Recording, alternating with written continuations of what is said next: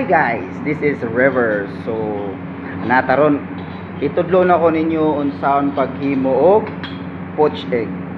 Kay balo ba mang poached egg kanang poached egg? Itlog na siya nga lapwaan nga nay suka para na sa mga nagda-diet, no? Sa mga less oil na mga pagkaon. So isa na ni ang poached egg. So una is atong kailangan is itlog, suka o boiled nga tubig. So una kuha tawag itlog guys, no? Atong bukon sa gamay nga bowl.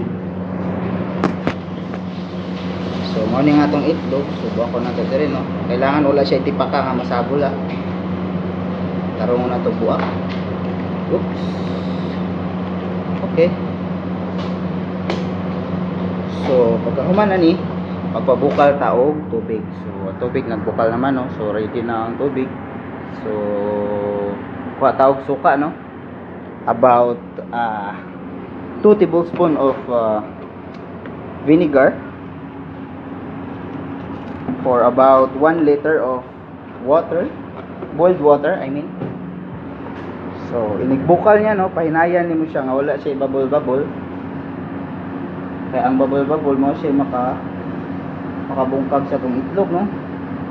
So ilisan nimo ang kayo.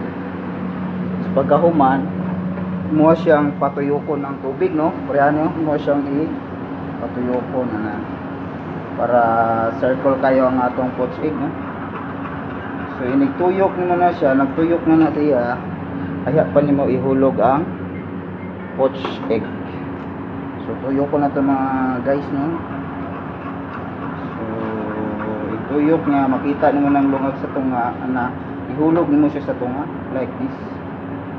So no, lingin kayo ng atong poached egg. So isit lang nimo siya og 3 minutes. After 3 minutes luto na siya atong perfect poached egg, no? So wait for a minute guys, ha? Wait for 3 minutes.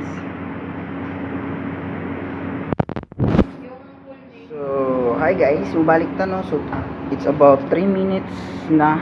So ito na siyang i-up ang atong poached egg, no? Ito na siyang paorgikan sa nagbukal nga tubig, no? So gamito na to gamay nga strainer. So ato siya ibutang sa tissue para mauga gid ang atong poached egg, no? So mo ni itsura sa atong poached egg. Yan, mo ni ato ang poached egg.